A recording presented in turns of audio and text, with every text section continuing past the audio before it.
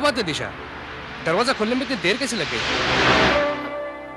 वो रात को देर से सोई थी ना, इसलिए आज सुबह आंखें नहीं खुली।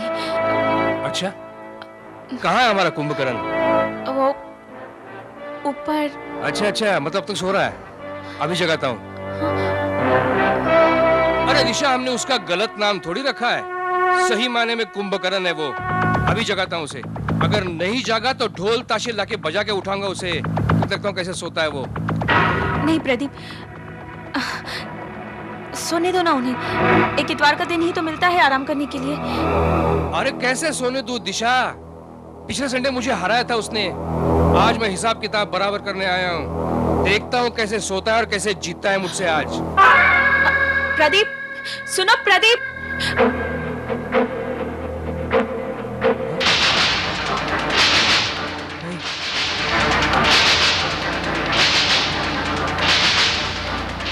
नहीं।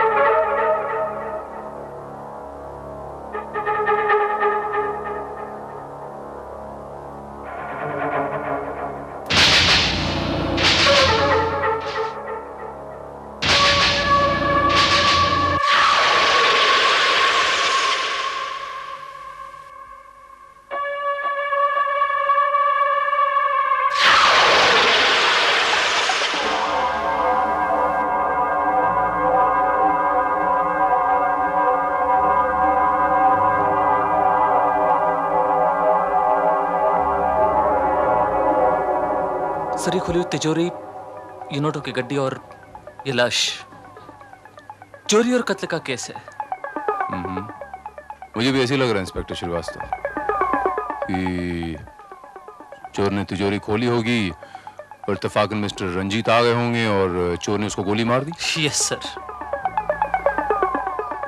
लेकिन ये रिवॉल्वर चोर के पास कहां से आई? अक्सर चोरों के पास रिवॉल्वर्स तो नहीं हुआ करती। Yes sir.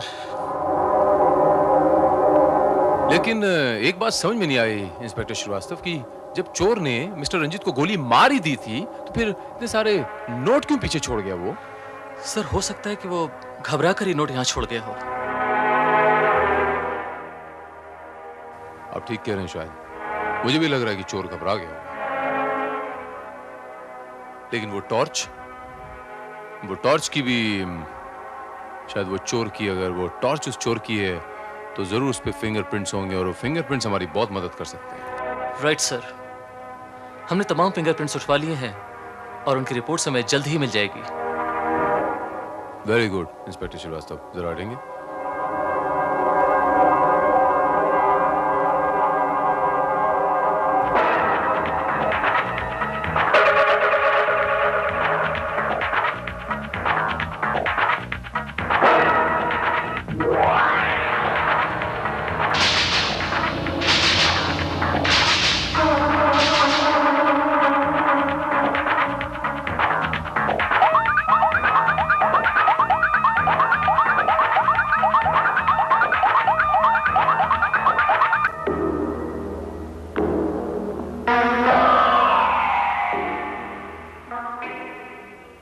इंस्पेक्टर श्रीवास्तव, हादसे की खबर मिलने के बाद जब तुम यहाँ पर आए तो यहाँ पर कौन कौन था? सर, उस वक्त घर पर सिर्फ मिसेस रंजीत थी। लेकिन सर फोन पर किसी पुरुष ने इन्फॉर्म किया था।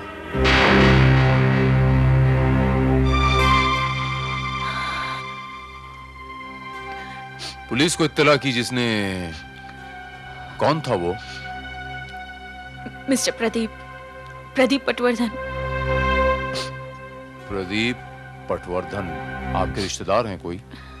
नहीं, मेरे पति के दोस्त हैं। पुलिस को इत्तला करने से पहले आपने इनको खबर कर दी होगी, मेरा ख्याल है। जी नहीं। तो फिर इनको कैसे पता चला?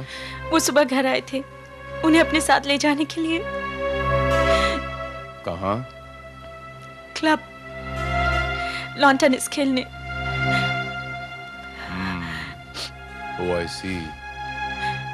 फिर वही ऊपर गए थे उन्हें उठाने के लिए, और फोन भी उन्होंने ही किया पुलिस को।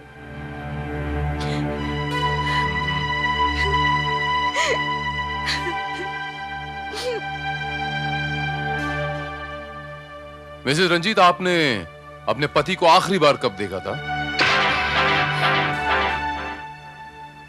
कल रात को मैं अपने कमरे में सोने गई, उससे पहले। अपने कमरे में? जी, मैं अपने कमरे में गई थी।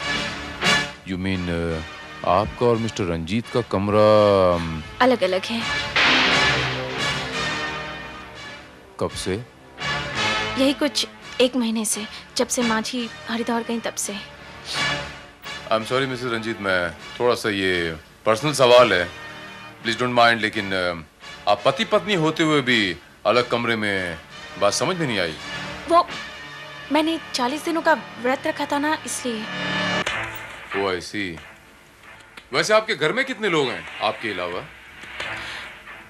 मैं, माझी और वो इसके अलावा? ड्राइवर राम सिंह और नौकरानी गंगा। ये ड्राइवर कहाँ होगा इस वक्त? वो अभी आता ही होगा। और नौकरानी कहाँ है? वो गांव गई है छुट्टी पर। अच्छा, एक बात बताइए मिसेस रंजीत की, आपने बेडरूम अच्छी तरह चेक कर लिया था? बेडरूम से कुछ चोरी वगैरह तो नहीं हुई? हाँ, कुछ सोने के गहने चोरी हुए। अच्छा मिसेस रंजीत, ये झुमका मुझे मिला है।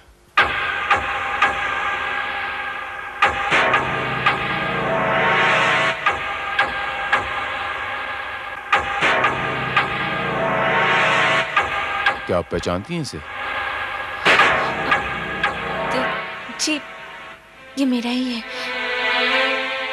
लेकिन ये तो मुझे मिस्टर रंजीत के सिरहाने मिला। आप तो कह रही थी कि ये आप दोनों अलग अलग रहते हैं। शायद दिन के वक्त रह गया होगा। हाँ, हो सकता है। By the way Mr Ranjit, इस समय मिस्टर प्रदीप पटवर्धन कहाँ मिलेंगे? अब वो स्टेशन गए हैं माझी को लेने। वो आज राजधानी में हरिद्वार से आ रही हैं।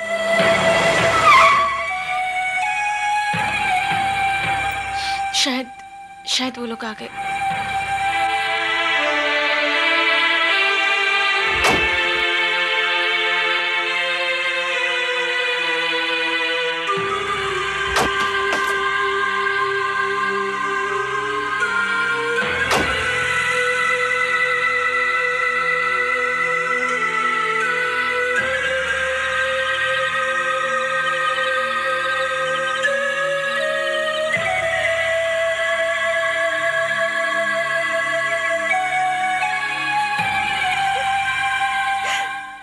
जी, क्या हो गया? किसी ने उन्हें? रास्ते में प्रदीप ने मुझे सब कुछ बता दिया था बेटी।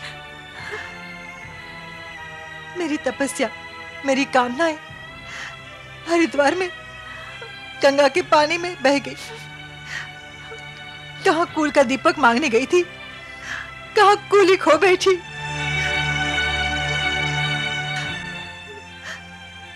मैं समझ सकती हूँ बेटी, मैं समझ सकती हूँ। तुमने अपने पति को खो दिया है तो मैंने भी अपने बेटे को खो दिया है।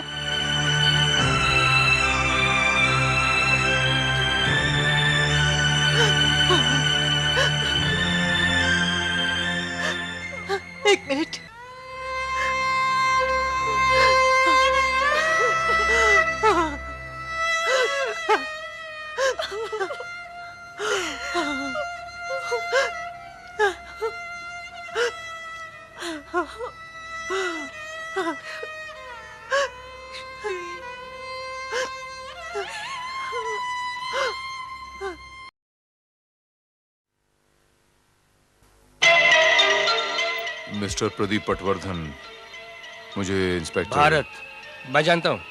वैसे आपको कौन नहीं जानता?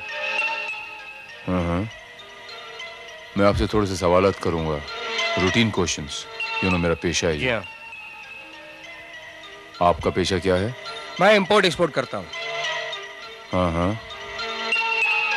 मिस्टर प्रदीप, ये बताइए कि मिस्टर रंजीत के साथ आपकी फ्रेंडशिप कितनी पुरानी है? काफी पुरानी है। कॉलेज में हम लोग एक साथ पढ़ा करते थे।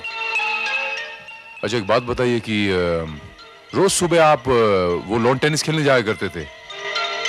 नहीं, एवरी संडे। हाँ। आप दोनों में जुगलबंदी तो होती होगी। अक्सर जीतता कौन था? मैं जीतता था, लेकिन पिछले संडे वो जीत गया, इसलिए मैं उसे आज हराने के ठान के आया था। लेकिन देखे ना किस्मत का खेल, खुद जिंदगी से हार गया। इसके मायने ये हुए कि आपसे हार बर्दाश्त नहीं होती। हर स्पोर्ट्समैन यही चाहेगा कि वो हमेशा जीते। You're right. मुझसे भी हार बर्दाश्त नहीं होती। ठीक कहा आपने। अच्छा, ये इस परिवार के साथ संबंध कैसे हैं आपके? बड़े अच्छे हैं, बिल्कुल घर जैसे। माँ जी तो मुझे अपना दूसरा बेटा समझती है। और मिसेस रंजीत के साथ? जैसे एक भाभी और देवर में होते हैं। इंस्पेक्टर साहब, प्रदीप मेरे बेटे जैसा है। प्रदीप और रंजीत सिर्फ दोस्त ही नहीं थे, बल्कि सगे भाई से बढ़कर थे। और आप उस पर ऐसा इल्जाम लगा रहे हैं। माँ जी, आई एम सॉरी माँ जी, मेरा ये मतलब नहीं था, आपको कतई दुखी नहीं करना चाहता था माँ जी, लेकिन क्या करूं, it's just a routine inquiry. देखिए माँ जी, अगर आप चाहती हैं कि आपके बेटे के कत्ल तक हम जल्द से जल्द पहुंचे, तो आपको थोड़ा सा कोऑपरेट करना पड़ेगा। प्लीज माँ जी, मैं आपसे भी मिस्टर रंजीत के बारे में कुछ पूछना चाहता हूँ। प्लीज पूछिए, क्या पूछना चाहते हैं आप?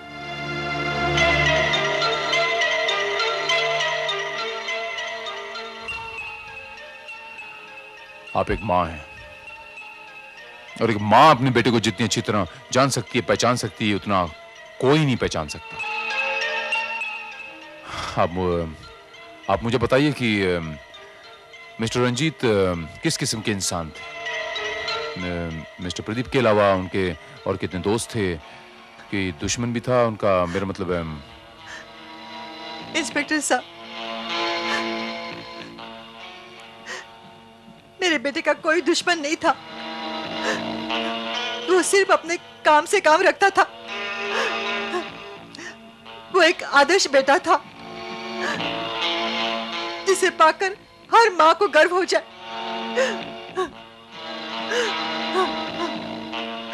देखा, आखिर रुला दिया ना माँ को। लगता है आप पुलिस वालों के पास जज्बात नाम की कोई चीज है ही नहीं। इन्होंने अपना जवान बेटा खोया है। इस वक्त इनके दिल पे क्या बीत रही है, इसका एहसास है आपको? अगर आपकी इंक्वायरी खत्म हो गई तो प्लीज। ना तो मेरी इंक्वायरी खत्म हुई है मिस्टर प्रदीप, और ना ही मेरे सवालात। आपसे दोबारा मुलाकात होगी बहुत जल्द।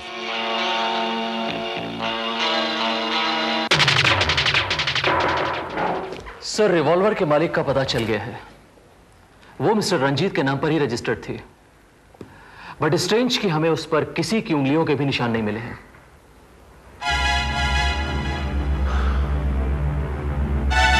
वो ऐसी।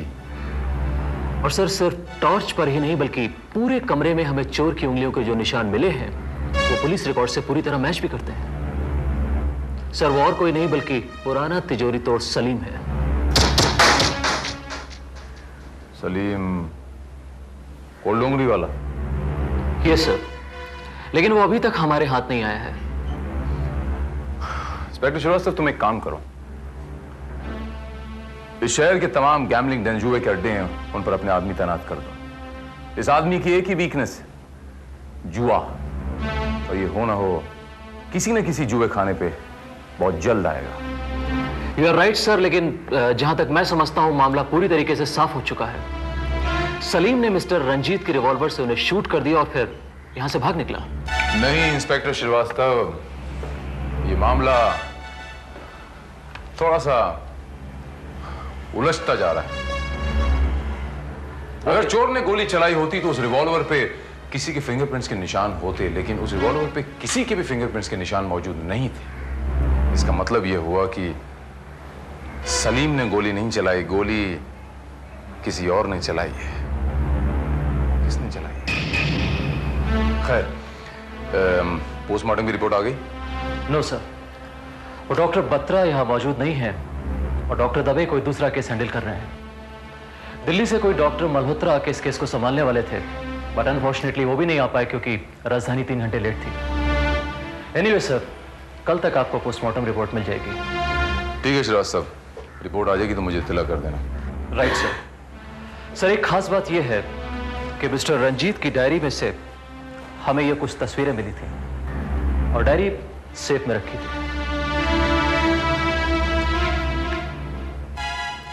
Very interesting.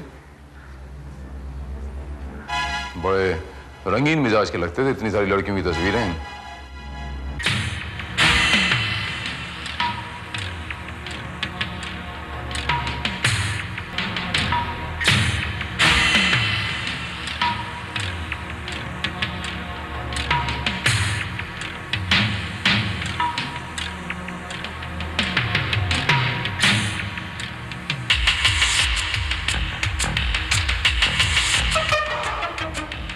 अच्छा, उनकी माँ तो कहती थी कि मेरा बेटा एक आदर्श बेटा है।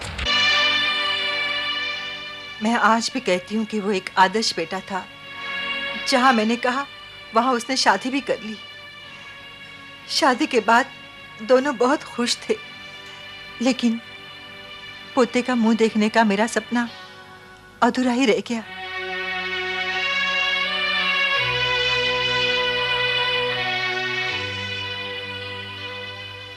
जी, मिस्टर एंड मिसेस रंजीत के रिलेशंस कैसे थे? उनके ताल्लुकात शादी के बाद कैसे थे?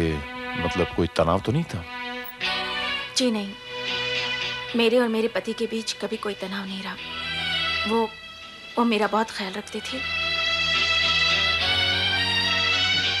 मिसेस रंजीत, आपके और आपके पति के बीच में कोई तीसरा? जी? मेरा मतलब है कोई औरत? जी नहीं।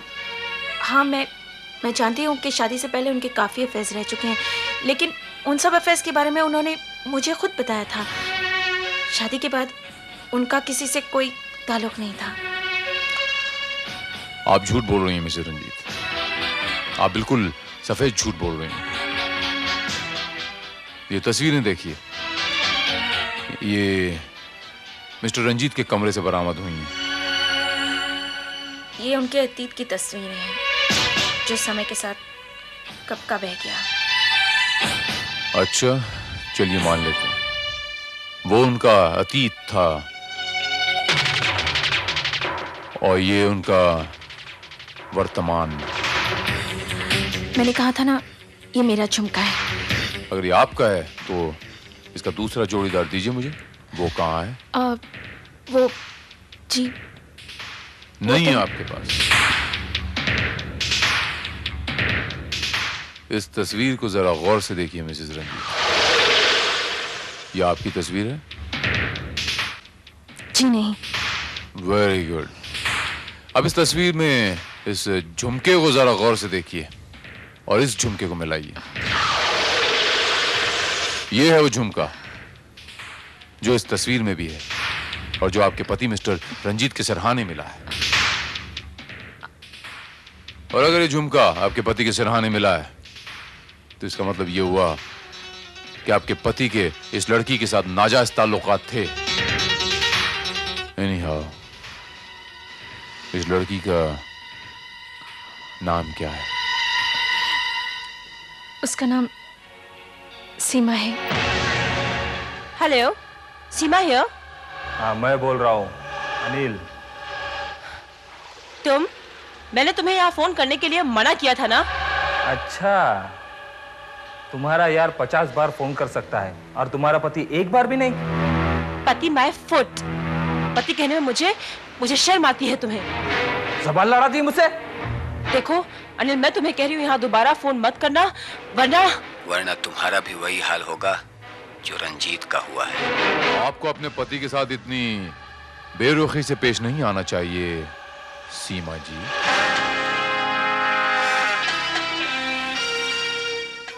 आपकी तारीफ। इंस्पेक्टर भारत।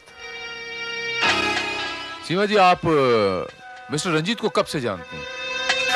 यही कोई 8 महीनों से। एक म्यूजिकल फंक्शन में हमारी मुलाकात हो गई थी और तभी से हमारी फ्रेंडशिप हो गई। I see. By the way, सीमा जी, आप इस इयररिंग को पहचानती हैं?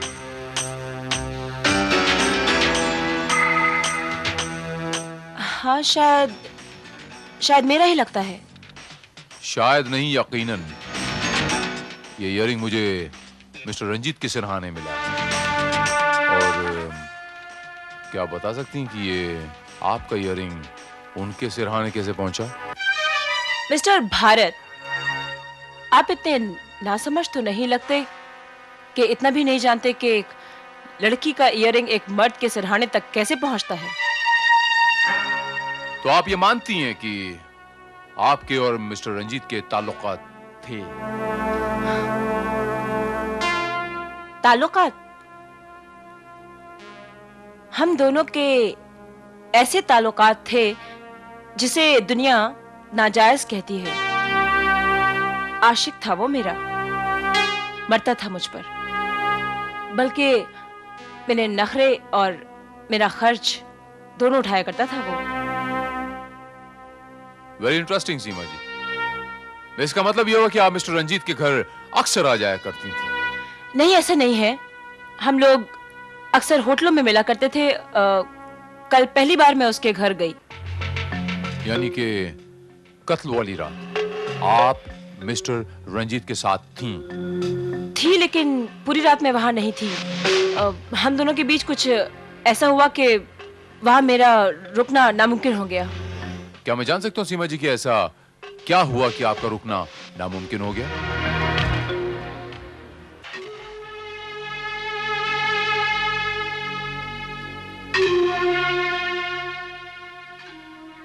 कल रात कौन make a drink for me? सुना नहीं तूने?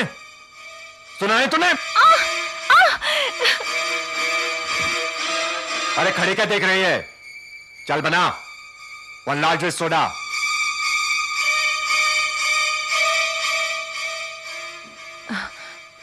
कम ऑन रंजीत, बिहेव योरसेल्फ। आखिर वो तुम्हारी बीवी है। लेकिन शायद ये भूल गई है कि ये मेरी बीवी है। अगर इसे यहाँ रहना है तो इसे वही करना होगा जो मैं कहता हूं। Darling, stop it. शुक्रिया। ये लो, पियो। मैं? हाँ। नहीं, मैं नहीं पीऊंगी। मैंने कहा ना पियो। देखता हूं कैसे नहीं पीती। पियो इसे। नहीं।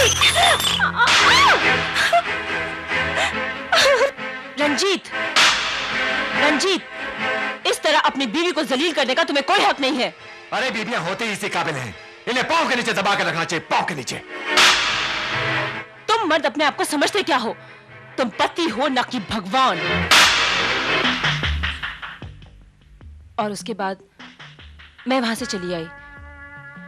मैं ऐसे आदमी के साथ नहीं रह सकती जो पत्नी को अपने पैरों की जूती समझता हो। एक बात तो माननी पड़ेगी सीमा जी, बड़े आजाद ख्यालात हैं आपके। हाँ है। नहीं, मुझे कोई एतराज नहीं है, लेकिन इस बात का आपके पति को पता था? हाँ, पता था। कहीं ऐसा तो नहीं कि आप दोनों के अलग होने की वजह मिस्टर रंजीत ही थे? मिस्टर भारत, हमारे अलग होने की कई वजह थी। उनमें से एक वजह रंजीत भी हो सकते हैं। अच्छा, आपको क्या लगता है सीमा जी कि रंजीत का खून किसने किया होगा? रंजीत जैसे आदमी का कोई भी खून कर सकता था, बल्कि अगर उस वक्त मेरे पास रिवॉल्वर होती तो शायद मैं ही उसे गोली मार देती। रिवॉल्वर होती तो कमाल नसीमा जी, मैंने तो सिर्फ आपको ये बताया था कि मिस्टर रंजीत का खून हुआ है, लेकिन खून करने का तरीका, कातिल ने जिस तरह से खून किया, आपके सोचने का तरीका भी बिल्कुल वैसे ही। Anyhow Seema ji, thank you very much. Thank you.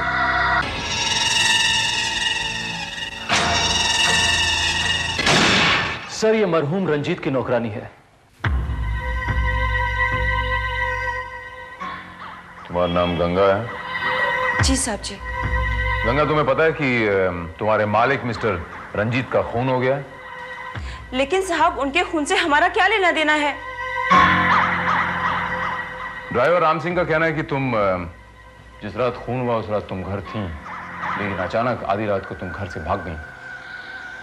जी साहब मैं भागी नहीं थी। वो मेम साहब ने मुझे रातों रात नौकरी से निकाल दिया। क्यों? जी वो उस रात। छोड़िए ना मालिक, आपको तो अब वो दूसरी मिल गई है ना, अब आपको हमारी क्या जरूरत? अरे नई तो नई होती है, तुम तो पुरानी हो, और पुरानी शराब में जो नशा होता है ना, वो नई शराब में नहीं होता। छोड़िए ना मालिक, मालकिन आ जाएंगी। अरे मालकिन की फिक्र कौन करता है?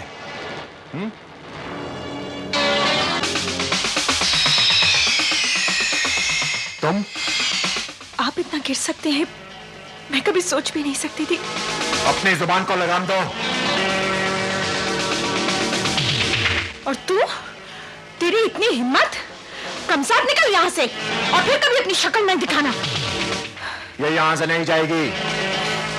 ये यहाँ नहीं रहेगी। तुमने सुना नहीं? ये यहाँ से नहीं जाएगी। चल निकल यहाँ से। तो तुम्हारे जाने के बाद मालिक और मालकिन के बीच में झगड़ा हुआ? जी बहुत, काफी देर तक उनके चीखने चिल्लाने की आवाजें आती रही।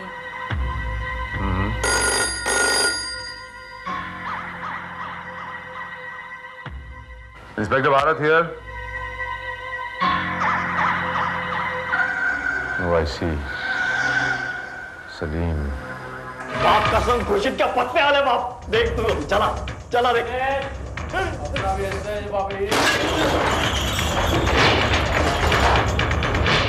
सब्जी मत, मैं सच बोलता है सब्जी, मैं कुछ नहीं किया, मैं कुछ नहीं किया। आप ऐसा मत मारिए मत, मैं कुछ नहीं किया, मैं बताता है। मैं उधर क्या है, मैं चोरी करने गया था, मैं उधर लाश देख के डर गया, मैं भागा, बस इसके सिवा मुझे कुछ मालूम नहीं है।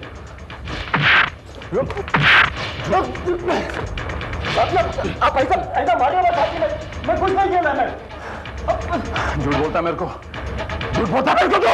क्या झूठ बोला भाई, क्या झूठ बोला भाई? हाँ, झगड़ा हुआ तेरा उधर किसी के साथ? मैं झगड़ा करने का कुछ आएगा, मैं तो मेरा चोरी, मेरा पैसा चोरी करने गया था उधर। हाँ, झगड़ा नहीं हुआ तो ये खरोच कहाँ से आया? ये खरोच कहाँ से आया? हाथ में बोल तेरी। साहब जी, खरोच का कैसे बोलेगा आपको? भाई साहब, मैं चोरी करने गया था उधर लाश देख के मैं डर गया। साहब जी, मैं भागा, मैं क्या करता उधर भागते वक्त मैं सूटकेस से टकरा गया उधर, और खिड़की से कूद के भागा तो आया होगा। एक मिनट, किससे टकराया तू? सूटकेस से टकराया मैं। हाँ? सही बोलता मैं, कसम खुदा मैं सही बोलता। इतने घबराहट में भी लेकिन तू जेवर चुराना नहीं भूला। जेवर मांगता है, जेवर बोलेगा तो अपन देगा उधर रखा हुआ है, अपन जेवर सब कुछ दे देगा आपको, लेकिन अपन कत्तल वित्तल नहीं किया साहब जी, अपना कोई संबंध नहीं उससे। हाँ, हवलदार पकड़ साले को, पकड़।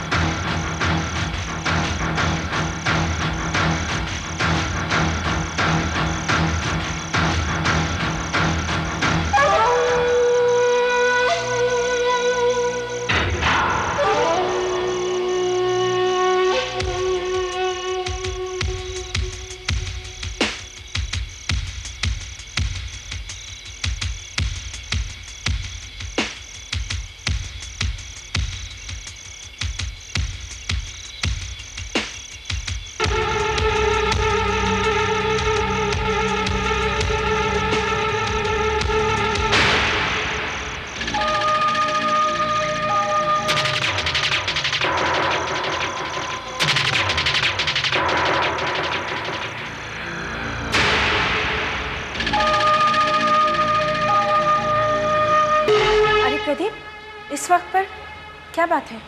सब ठीक है ना? तुम उनकी फिक्र मत करो, वो अपने कमरे में सो रही हैं। अच्छा, क्या हुआ? कुछ सुराग मिला पुलिस को? पुलिस को सुराग तो मिल ही नहीं सकता।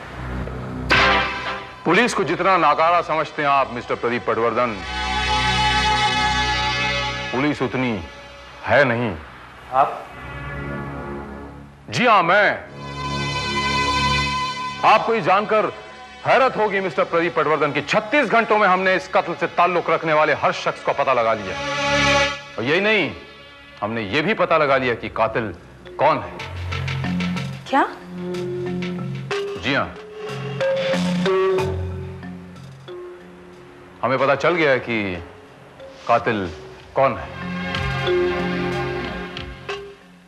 इंस्पेक्टर साहब, कौन है मेरे बेटे का कातिल? कातिल वो शख्स है जिसने उस लाश को सबसे पहले देखा था। क्या मतलब है आपका? आप समझते कि मैंने रंजीत का खून किया? मैंने ऐसा तो नहीं कहा मिस्टर प्रदीप पटवर्धन। आप जब यहां आए तब कत्ल हो चुका था, मुझे पूरा विश्वास है। कातिल वो शख्स है जिसने उस लाश को सबसे पहले देखा था और उनका नाम है मिसेस रंजीत। ये क्या कह रहे हैं आप? उस वक्त तो मैं अपने कमरे में थी। यही आपकी सबसे बड़ी कमजोरी है मिसेस रंजीत कि आपको झूठ बोलना भी नहीं आता। जी? मैं आपको बताता हूं कि उस रात क्या हुआ था। उस रात सीमा के साथ हुआ अपमान तो आप सह गई, लेकिन जब आपने मिस्टर रंजीत को गंगा के साथ देखा तो आपसे बर्दाश्त नहीं हुआ, आपके सब्र का पैमाना छलक गया। आपके और मिस्टर रंजीत के बीच में झगड़ा हुआ और वो झगड़ा इस कदर बढ़ गया कि मिस्टर रंजीत ने आपको मारने के लिए रिवॉल्वर निकाली। और लकीली वो रिवॉल्वर उस झड़प में आपके हाथ लग गया और आपने मिस्टर रंजीत को गोली मार दी, उसका कत्ल कर दिया। ये क्या बकवास हो रही है सब? ये सच है, ये सच है मिसेस रंजीत। आप कबूल कीजिए कि खून आपने किया है। मैं कहता हूं कबूल कीजिए। हाँ हाँ, ये सच है, खून मैंने ही किया है। ये तो क्या कह रही बहू? माँ जी, मैं बिल्कुल सच कह रही हूँ। अगर मैं उन्हें नहीं मारती तो वो मुझे मार डालते, इसलिए मैंने इन्हीं हाथों से उनका खून कर दिया। Inspector, Esther. रुक जाइए इंस्पेक्टर, खून दिशा ने नहीं, मैंने किया है।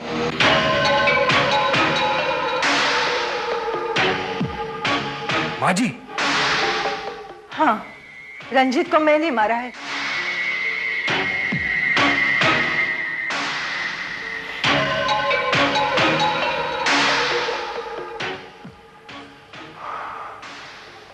थैंक यू माँ जी। मैं जानता था कि आप अपना जुर्म कबूल कर लेंगे, इसीलिए मैं आप ही के नाम का अरेस्ट वारंट लाया था। क्या?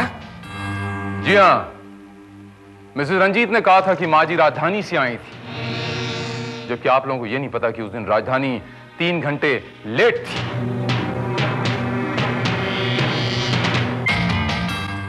कत्ल की रात माँ जी फ्लाइट से आई थी। उसका सबसे बड़ा सबूत ये लगेज टैग है।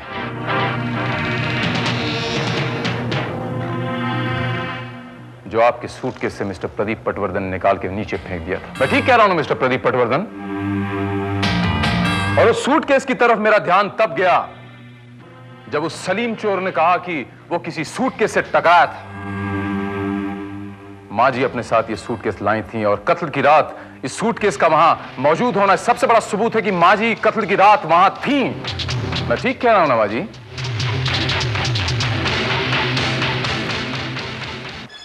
हाँ, मैं उस रात फ्लाइट से आई थी।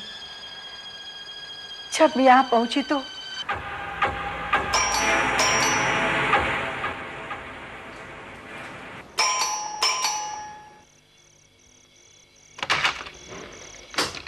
अरे माँ जी, आप एकदम अचानक? बस यूं ही जरा दिल घबरा रहा था, इसीलिए चली आई। रंजीत कैसा है? वो तो ठीक है। आप बहुत थकी हुई लग रही हैं। मुँह हाथ धो लीजिए, मैं खाना लगाती हूँ। नहीं बेटे, मैं खाना खाकर आई हूँ, जरा रंजीत से मिलाऊं। अब नहीं, वो माँ जी वो तो सो गए। दिशा, दिशा, दिशा!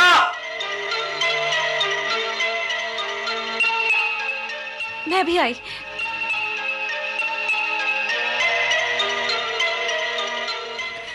चिल्लाइए मत प्लीज। क्यों? नौकरों के सामने तेरी इज्जत उतर जाएगी।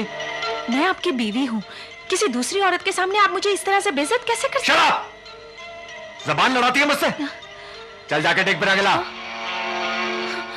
Go and make a drink for me. बनाते कि नहीं? चल।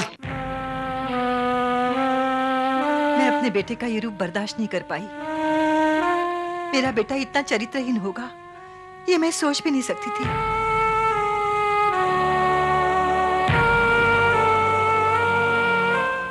मैं इस सदमे से उठ भी नहीं पाई थी कि मुझे आवाजें सुनाई दी। शर्म नहीं आती आपको?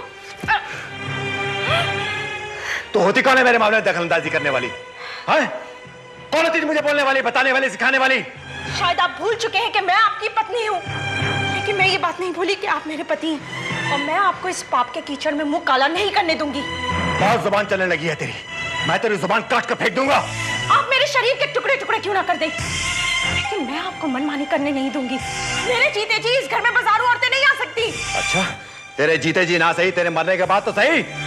आज मैं तेरा काम तमाम कर दूंगा। मेरे गले तो दबा सकते हैं, लेकिन मेरी आवाज नहीं बंद कर। मैं तुझे जिंदा नहीं छोड़ूंगा। आज के लिए ये क्या कर रहा है? छोड़ दे बहू को। नहीं माँ नहीं, इस बज़दात का मरना ही अच्छा है। बज़दात तो तू है कम्बा, छोड़ दे बहू को।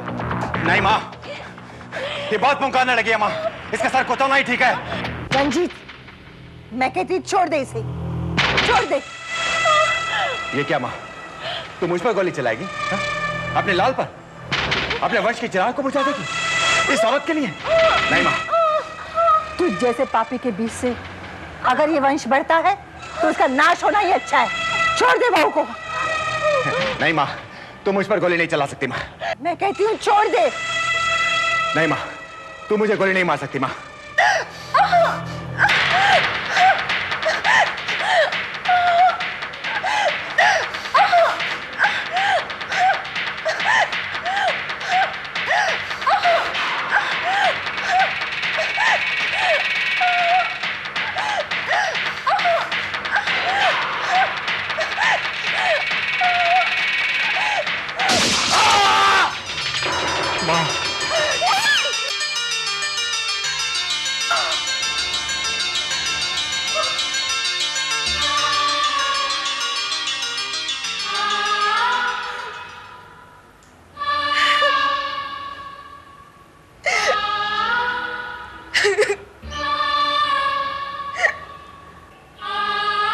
ऐसी औलाद से तो बेऔलाद होना ही ठीक है। जाओ, जाकर पुलिस को फोन करो। पुलिस को?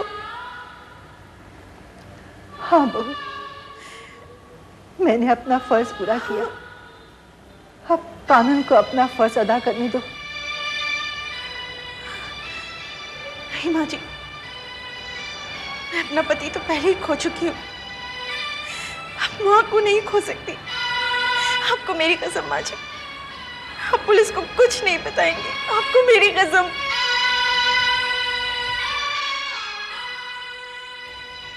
मैं जब सुबह यहाँ आया, मैंने देखा कि सेफ खुली पड़ी है, सारा सामान बाहर पड़ा है। इसका मतलब है कोई चोर यहाँ आया। इसलिए रिवॉल्वर से मैंने माँ की उंगलियों के निशान मिटा दिए ताकि शक चोर पे जाए। माँ जी को आते किसी ने देखा नहीं था, इसलिए मैंने पुलिस के सामने उनको रेलवे स्टेशन से लाने का प्लान बनाया। लेकिन अफसोस, इतना सब कुछ करने के बावजूद भी हम लोग माँ को नहीं बचा पाए। लेकिन मुझे कोई अफसोस नहीं, मैंने जो किया ठीक किया। जिस कलंक को मैंने जन्म दिया उसे मैंने अपने ही हाथों से मिटा दिया। मेरा लाडला रंजीत, जिसे मैंने बचपन में एक थप्पड़ भी नहीं मारा, उसे मैंने गोली मार दी।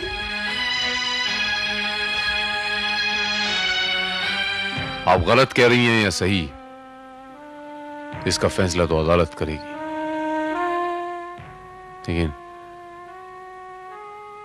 लेकिन एक बात बताऊं माँ जी, अगर ये थप्पड़ आपने बचपन में मार दिया होता तो आज उसे गोली मारने की नौबत नहीं आती।